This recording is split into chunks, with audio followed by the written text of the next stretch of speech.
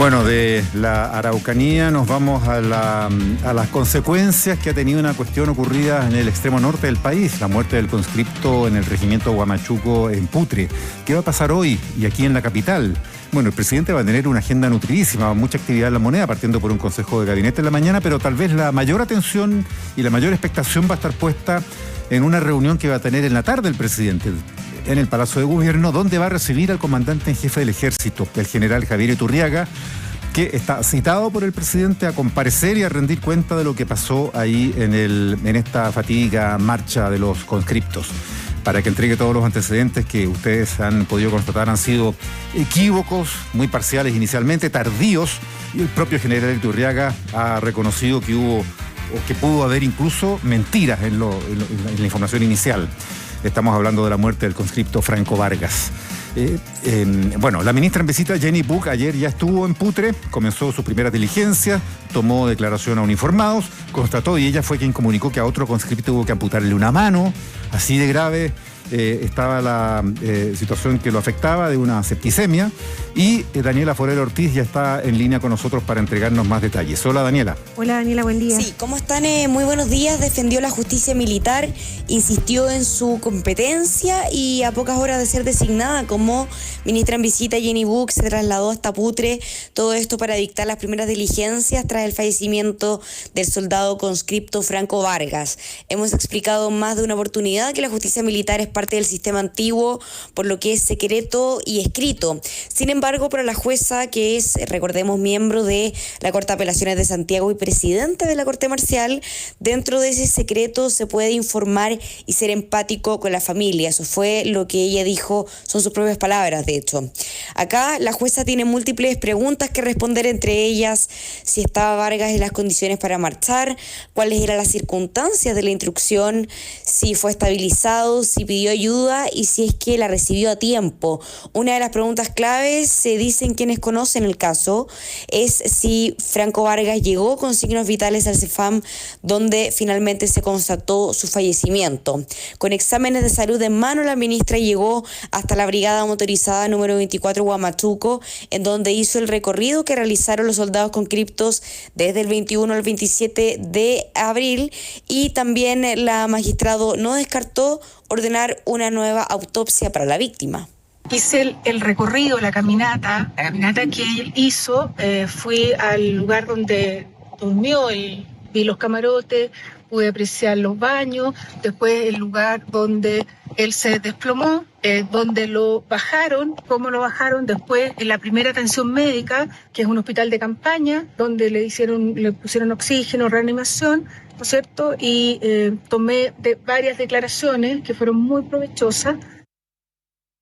Ya está la ministra en visita entonces, Jenny Buck, que da cuenta de estas primeras diligencias. Ella hace la misma caminata, visita los mismos lugares que visitaron estos conscriptos y entrega esta información que es bien demoledora, en muchos términos, en muchas líneas, por decirlo de alguna manera. Es demoledora por lo que significa en lo humano, es demoledora por lo que significa que no se hubiera dado cuenta de esa gravedad antes, y es demoledora también, siguiendo esa misma línea, en términos políticos, para lo que vaya a seguir pasando a propósito de por qué eso no se supo desde el 27 de abril. La condición de estos dos conscriptos que están graves en el hospital militar se fue agravando con el paso de los días, llegaron en ese nivel de gravedad al hospital militar, primero al recinto asistencial en Arica.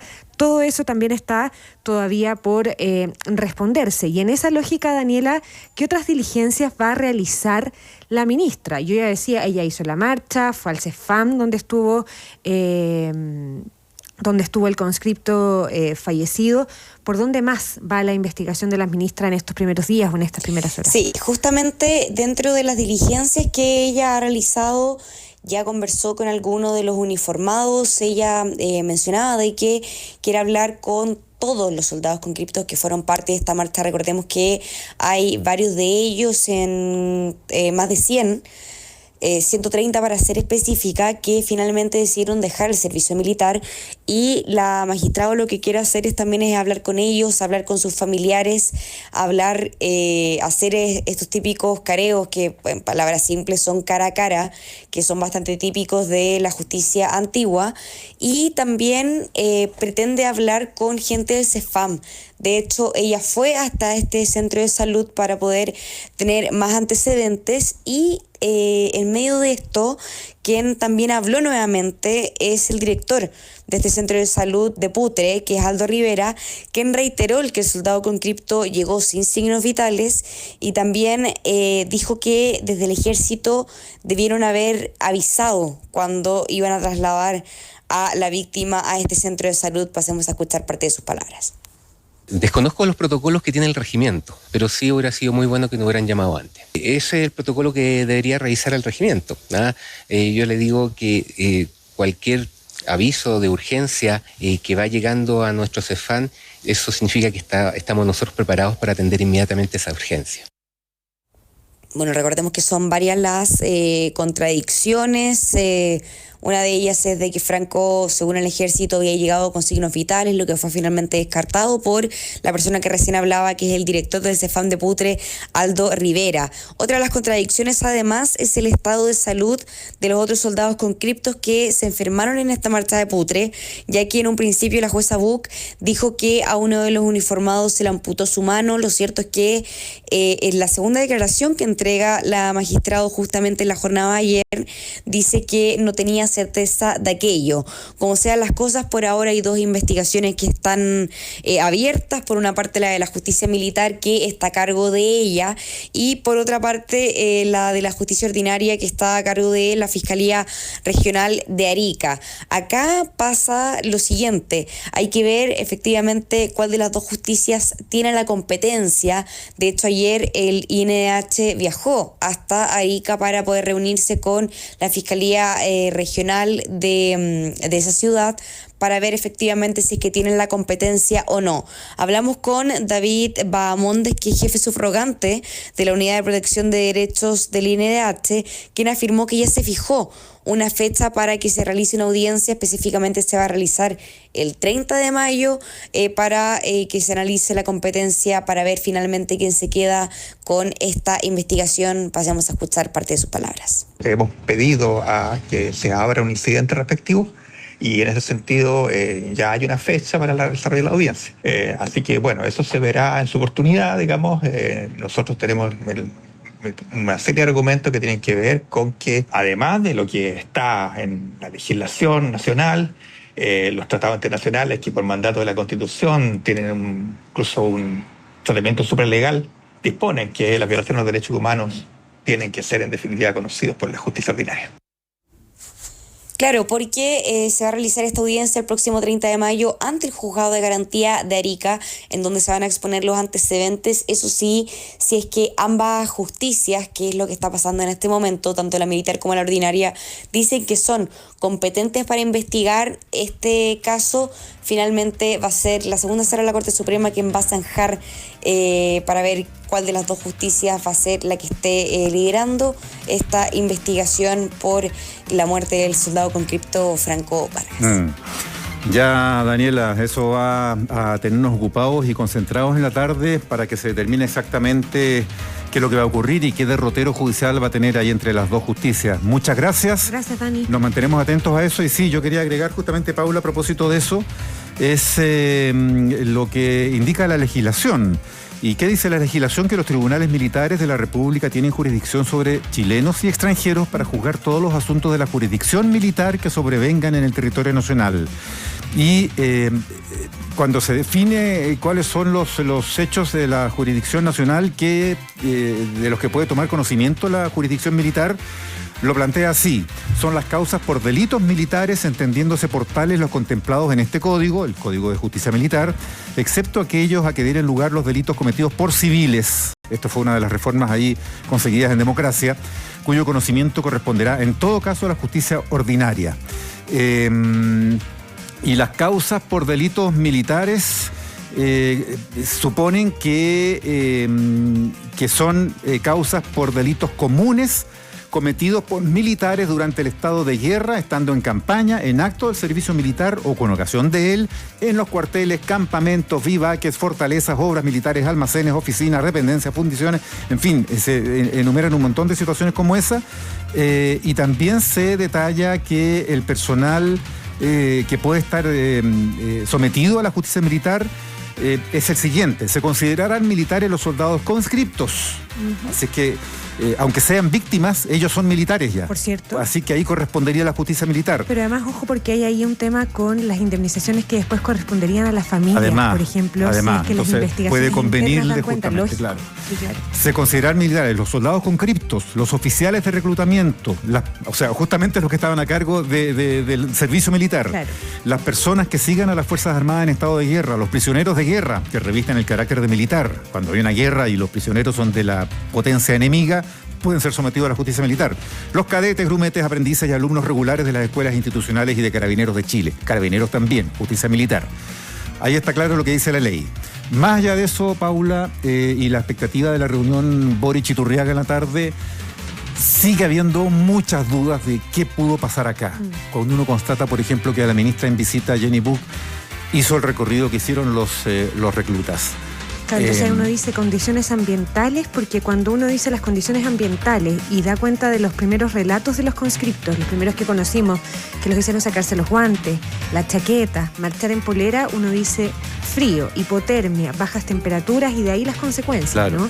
Pero hoy día estamos viendo a un conscripto que tiene una septicemia, que obliga en esa condición a amputarle a una mano. Entonces, condiciones ambientales, como que ahí el factor...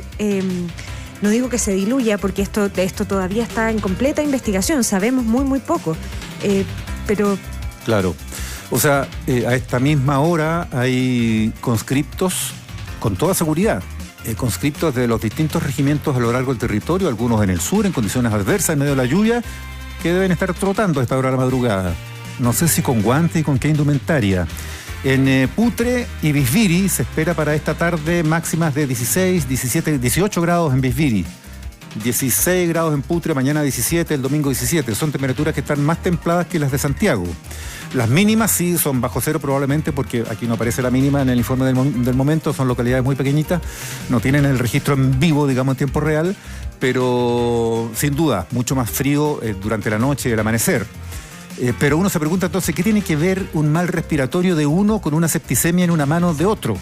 Condiciones ambientales, yo insisto, ese como factor comienza a diluirse, y lo voy a decir así, sobre todo en un escenario, Mauricio, que aquí las cosas que hemos ido conociendo, los avances, las investigaciones, las declaraciones del ejército, las remociones de su cargo de algunos funcionarios de la institución han sido después de las denuncias de los familiares, particularmente de la mamá de Franco Vargas, que ella desde un primer momento incluso ha hablado de torturas.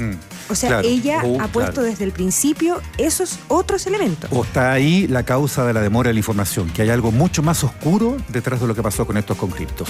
Por eso es lo clave de la reunión de hoy y las instrucciones que hay al más alto nivel, a 2 semanas casi que se cumplen mañana esta tragedia.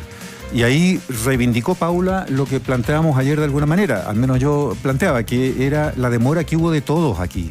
Porque revisando el calendario, esto ocurrió el sábado 27 de abril, el mismo día que aparecieron asesinados los 3 carabineros en Cañete. Entendíamos que las primeras 24 o 48 horas pudiera haber habido una atención casi exclusivamente puesta en los acontecimientos de Cañete. Y esto pasó un poquito a segundo plano. La primera noticia eran los 3 carabineros asesinados. No, lógico. Pero no entendemos por qué el mismo lunes 29 no estaba citado el general Iturriaga La Moneda. Porque había un conscripto muerto, y eso sí se supo el mismo 27. Y había otros heridos y siendo trasladados a centros de salud, a los CEFAM, a los hospitales, incluso días después a Santiago. Pasó toda esa semana, pasó el feriado del 1 de mayo. Recién por el jueves 2 la ministra Fernández dio las primeras luces de estar reaccionando cuando ella misma comunica que está enviando al subsecretario Eidelstein al norte a inspeccionar, a verificar ahí como autoridad central del gobierno qué es lo que había pasado. Y él viajó después, hacia el fin de semana. Después pasó toda esta semana. Y recién, promediando la semana, es que ya empieza a haber esta reacción a alto nivel, y solo anteayer el presidente Boric cita a Iturriaga hoy. Creo que hay demora. De alguna forma lo apuntaba el otro día nuestro entrevistado, el ex subsecretario Gabriel Gaspar, cuando hablaba de esta reacción lenteja, apuntando más bien al ejército, pero también al gobierno, al viaje del mismo subsecretario actual. De hecho, él apuntaba al Ministerio de Defensa. Sí, en realidad hablaba de eso. Así Gabriel Gaspar, y lo que pasa hoy día en la reunión de la moneda políticamente va a ser bien relevante, cuando ha crecido la presión hacia el general Iturriaga, y lo que ha dicho particularmente el oficialismo incluso es que desde lo que salga de esta reunión, el mensaje político que se entregue fundamentalmente también va a dar pie para lo que algunos parlamentarios están evaluando hacer en el Congreso. Hay algunos ya, pocos, pero que están hablando de una acusación constitucional contra el general Iturriaga. Eso podría efectivamente avanzar, y ya que vamos a la norma, cuando hablábamos de la justicia militar, la acusación constitucional contra los generales o los comandantes en jefe de las Fuerzas Armadas, siempre y cuando hayan comprometido gravemente el honor o la seguridad de la nación. Ese es el argumento como central. Si está dentro de ese incumplimiento constitucional está por verse, pero políticamente ya se está hablando de eso. 7.